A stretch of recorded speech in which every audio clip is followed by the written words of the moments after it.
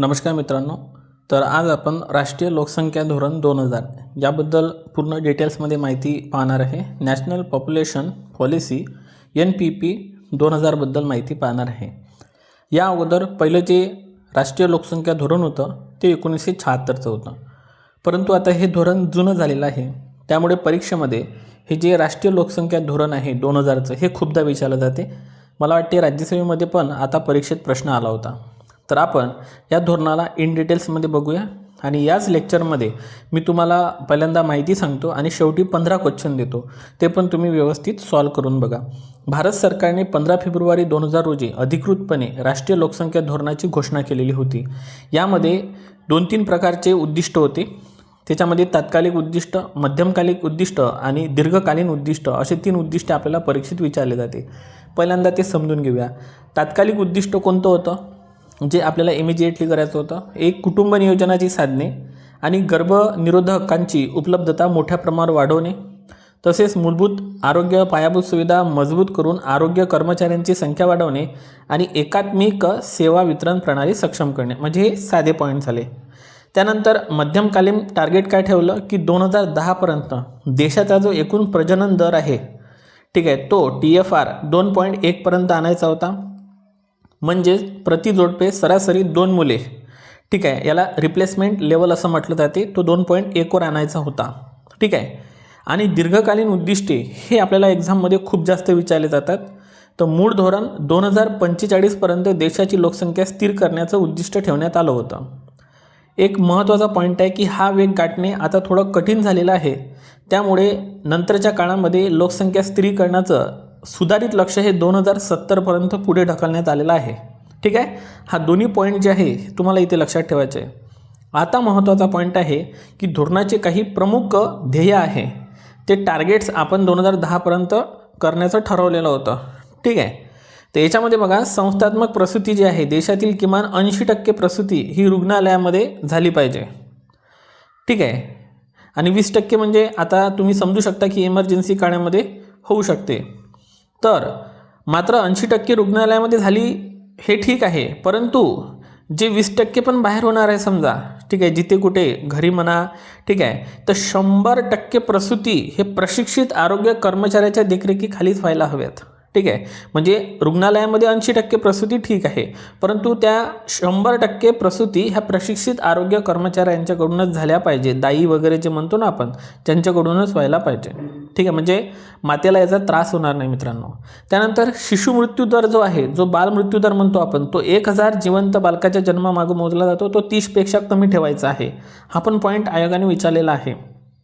आणि सगळ्यात महत्त्वाचं म्हणजे माता मृत्यूदर जो आहे, जो 1 लाख जिवंत जन्मामागे मोजला जातो, हे लक्षात ठेवा. 1 लाख जिवंत बालकांच्या जन्मामागं मोजला जातो. त्या प्रसूती दरम्यान होणाऱ्या माताचं मृत्यूचं प्रमाण जे आहे ते 100पेक्षा कमी करायचं आहे. ठीक आहे. बालमृत्यूदर 30 पाला 1000 मागं आणि 1 लाख जिवंत जन्मामागे जे आहे ते 100पेक्षा कमी करणे. तर हे 2 टार्गेट लक्षात ठेवा. लसीकरण तो ऑब्वियसली 100%पर्यंतच करायचं आहे. आणि हा प्रश्न आयोगाने विचारला होता, विवाहाचं वय जे आहे, मुलींचं विवाहाचं वय हे 18पेक्षा जास्त किंवा शक्यतो 20 वर्षानंतरच करावं, यासाठी हा कायदा प्रोत्साहन देत होता. आणि सगळ्यात महत्त्वाचं, जन्म, मृत्यू, विवाह, गर्भधारणेची नोंद हे 100% अनिवार्य आहे. हा पॉईंट पाठ ठेवजा, कारण पुढे जे मी MCQ घेतलेले आहे त्याच्यामध्ये हा तुम्हाला प्रश्न दिसेल. आणि सगळ्यात महत्त्वाचं हा एक पॉईंट लक्षात ठेवा की राष्ट्रीय एड्स नियंत्रण संस्थेच्या माध्यमातून एड्सचा प्रसार रोखण्यासाठी मोठ्या प्रमाणात जनजागृती या कायद्याद्वारे करण्यात आली होती. तुम्हाला विचारू शकते कोणत्या आजारासंबंधित, तर एड्स आजार लक्षात ठेवा. जागतिक एड्स दिवस हा 1 डिसेंबरला असतो. हा पॉईंट लक्षात ठेवायचा आहे. ठीक आहे. तर हे सगळे महत्त्वाचे पॉईंट्स होते. बाकी धोरणाची वैशिष्ट्य वगैरे इथे दिलेलेच आहे हे पॉईंट. ठीक आहे. तर हे जनरली तुम्ही लक्षात ठेवू शकता. आता बघा, याच्यावर आपण काय करूया, 15 प्रश्न जे आहेत ते बघूया. चला तर मग पुढे. आता बघा विद्यार्थी मित्रांनो, आता आपण माहिती बघितलेली आहे. आता आपण हे 15 क्वेश्चन बघू. म्हणजे तुमच्या एक लक्षात येईल की आपला जर अभ्यास असला तर आपल्याला कोणतीच गोष्टी कठीण जाणार नाही. जसं बघा, भारत सरकारने अधिकृतपणे राष्ट्रीय लोकसंख्या धोरण 2000ची घोषणा केव्हा केली? आता जर प्रश्न तुम्हाला परीक्षेत आला तर तुम्ही इझिली म्हणाल 15 फेब्रुवारी 2000. ठीक आहे. 15 फेब्रुवारी 2000 रोजी केंद्र सरकारनं घोषणा केली होती. त्यानंतर राष्ट्रीय लोकसंख्या धोरणचं मध्यमकालीन जे उद्दिष्ट आहे ते काय होतं? तर बघा, 2010पर्यंत एकूण प्रजनन दर, TFR म्हटलं होतं आपण, हा 2.1 पर्यंत आणणं, ज्याला रिप्लेसमेंट लेवल फर्टिलिटी असं म्हटलं जाते. झालं, एकदम इझी. तिसरा क्वेश्चन काय म्हणतो, या धोरणाच्या मूळ मसुद्यानुसार देशाची लोकसंख्या कोणत्या वर्षापर्यंत स्थिर करण्याचं दीर्घकालीन उद्दिष्ट आहे. तर साहजिकच आहे 2045. आणि आपण हे पण बघितलं होतं की सुधारित लक्ष्य हे 2070 आहे. एकदम सोपं. राष्ट्रीय लोकसंख्या धोरण 2000 नुसार रुग्णालयामध्ये किमान किती टक्के प्रसिद्ध दर होण्याचं टार्गेट आहे. तर 80%. मात्र लक्षात घ्या 100% ते प्रसूती जी आहे ते प्रशिक्षित आरोग्य कर्मचाऱ्यांच्या देखरेखीखाली होणंच गरजेचं आहे. कारण इमर्जन्सीमध्ये 20% काही फरक पडू शकतो, लक्षात द्या. त्यामुळे 80% प्रसूती ही संस्थात्मक म्हणजे रुग्णालयातच झाली पाहिजे. 2010 सालापर्यंत 1000 जिवंत जन्मामागे शिशु मृत्यूदर जो आहे, बालमृत्यूदर, तो किती करण्याचं ठरवलेलं होतं. तर 30पेक्षा कमी मिळाला आपल्याला पॉईंट. त्यानंतर बघा या धोरणानुसार प्रति 1,00,000 जिवंत जन्मामागं माता मृत्यूदर किती.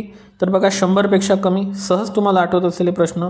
राष्ट्रीय लोकसंख्या धोरणाच्या अंमलबजावणीवर लक्ष ठेवण्यासाठी स्थापन करण्यात आलेल्या राष्ट्रीय लोकसंख्या आयोगाचे अध्यक्ष कोण असतात. हा नवीन पॉईंट आहे, IMP करा. पंतप्रधान असतात. It's a very very important point. राष्ट्रपती नाही, पंतप्रधान. लोकसंख्या धोरणासंबंधित कोण, पंतप्रधान. कुटुंब नियोजनात चांगली कामगिरी करणाऱ्या राज्यांचे नुकसान होऊ नये म्हणून लोकसभेच्या जागा कोणत्या वर्षापर्यंत गोठवण्याचं ठरवण्यात आलं होतं. तर 2026 पर्यंत. हा एक पॉईंट लक्षात ठेवा. त्यानंतर धोरणानुसार मुलींचं विवाहाचं जे वय आहे हे रिकामी जागा वर्षानंतर करण्यास कायदेशीर व सामाजिक प्रोत्साहन देण्याचं ठरवलं होतं. तर 20 वर्षानंतर साधारणतः 20 वर्षानंतर ते करायचं ठरवण्यात म्हणजे प्रोत्साहन देण्यात आलं होतं या कायद्याअंतर्गत. ठीक आहे. तसं 18पेक्षा जास्त आहे आपल्याला सर्वांना माहीत आहे, परंतु या कायद्यानुसार 20पेक्षा जास्त करण्यावर थोडंसं भर देण्यात येईल, जेणेकरून मुली शिकतील. राष्ट्रीय लोकसंख्या धोरण 2000मधील तात्कालिक उद्दिष्ट काय होतं. तर बघा गर्भनिरोधक आणि आरोग्य पायाभूत सुविधांची उपलब्धता वाढवणे. ओके, बाकी गोष्टीला वेळ लागतो. 11 नंबर, खालीलपैकी कोणत्या आजाराचा प्रसार रोखण्यासाठी राष्ट्रीय लोकसंख्या धोरण 2000मध्ये विशेष ध्येय ठेवण्यात आलं होतं. मलेरिया, एड्स, क्षयरोग की पोलिओ. आताच आपण बघितलं एड्स. त्यानंतर 12 नंबर, धोरणानुसार खालीलपैकी कोणत्या बाबीची 100% नोंदणी अनिवार्य आहे. तर जन्म, मृत्यू, विवाह आणि गर्भधारणा. मगाशी म्हटलं होतं मी तुम्हाला, लक्ष द्या म्हणून. 13, राष्ट्रीय लोकसंख्या धोरण 2000चे तत्त्वज्ञान खालीलपैकी कोणत्या संकल्पनेवर आधारित आहे. ठीक आहे. तर लक्षात असू द्या इथे दिलेलं आहे सक्तीऐवजी स्वेच्छेने कुटुंब नियोजनाचा काय करणे, वापर करणे यावर. ठीक आहे. हा एक पॉईंट लक्षात ठेवा, नवीन आहे. धोरणानुसार लहान मुलांचे आरोग्य सुधारण्यासाठी कोणत्या कार्यक्रमावर भर देण्यात आला. सार्वत्रिक रोगप्रतिकारक लसीकरणावर भर देण्यात आलेला होता. आणि याच धोरणानुसार हम दो हमारे दो हे तत्त्व पण लागू करण्यात आलं होतं. आणि शेवटचा महत्त्वाचा प्रश्न आहे, लोकसंख्या नियंत्रण आणण्यासाठी या धोरणाने खालीलपैकी कोणत्या घटकाला सर्वात जास्त महत्त्व दिले. तर महिलांचे आर्थिक सामाजिक सक्षमीकरण आणि मुलींचे शिक्षण. जो ऑप्शन जास्त इन्फॉर्मेशन देतो सहसा ते उत्तर बरोबर येण्याचे चान्सेस काय असतात, कारण ते जे उत्तर आहे ते आपल्याला स्वतःला एक्सप्लेन करत असते. ठीक आहे. तर 3 नंबरचं ऑप्शन आहे, हे लक्षात ठेवा. तर मित्रांनो, हे लेक्चर कसं वाटलं नक्की सांगा आणि पुढचा टॉपिक कोणता घेऊन यायचा आहे ते पण मला सांगा आणि व्हिडिओला लाईक करा. Thank you so much.